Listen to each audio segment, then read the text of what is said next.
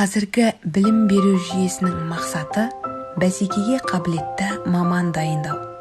Ізденімпаз мұғалімнің шығармашылығындағы ерекше тұс, оның сабақты түрлендіріп, тұлғаның жүрегіне жол таба білуі. Менің есімім Үйсенбай Мадина Саматқызы. Мен сіздермен сабақтарымда білім игеру мақсатында қолданып жүрген әдіс тәсілдеріммен бөліспекпін.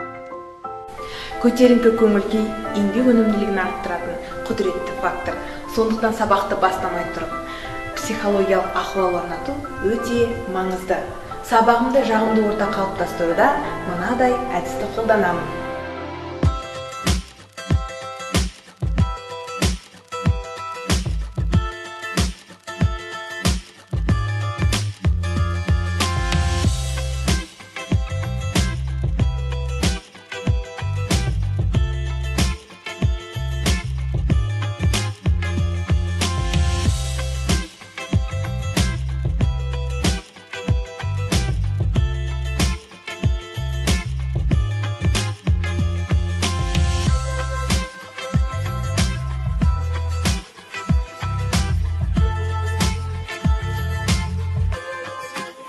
Балалар, өздерің білетіндей, Learning App программасы арқылы бүгінгі тапсырмамызды орындаймыз.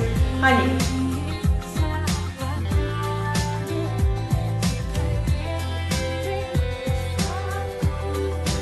Оқу үдерісінде ақпараттық технологияларды білім беру саласын жақсартуда қолданыс аясын кеңейту керек деп елбасымыз айтқандай, әрбір сабағымда ақпараттық технологиялардың ұшқынын, оқушылардың шығармашылық белсенділігін арттыру, ақыл-ойын дамыту мақсатында қолданамын.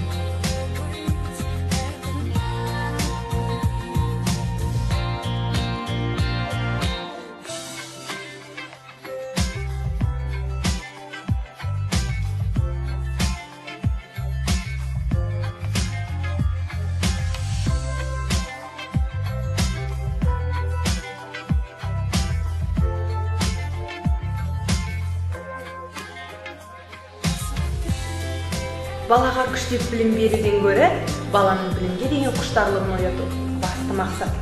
Бір жағынан баланың жазылым дағдысын қалыптастыру, екіншіден пәнге деген қызығушылығын арттыруда көңілді старт әдісін қолданамын. Балалар, онда көңілді старт ойынын бастайық.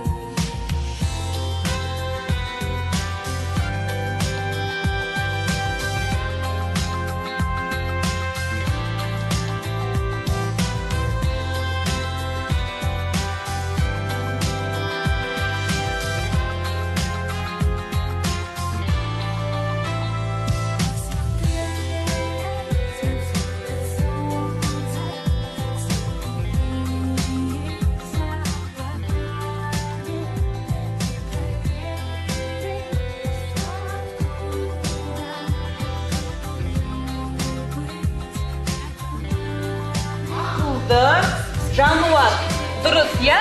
Барлығы дұрыс. Ал енді мына жерде ақ бөкен, жүйрік, я? Ыңғалып қалды, я?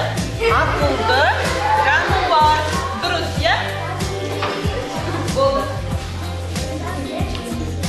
Балалар, қазір мен сендерге өткен сабаққа байланысты сұрақтар қоямын. Егер дұрыс жауап берсеңдер, бір қадам алдыға жүрем.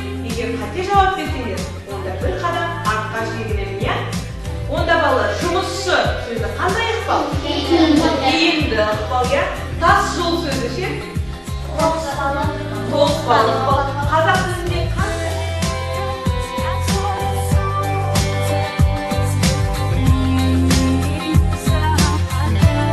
Сабақ беру үйреншікті жай ғана шеберлік емес, ол жаңадан жаңаны табатын өнер. Білікті ұстаз, білімді маман болу үшін әрбір мұғалім өз білімін үздіксіз көтеріп отыруы тиіс.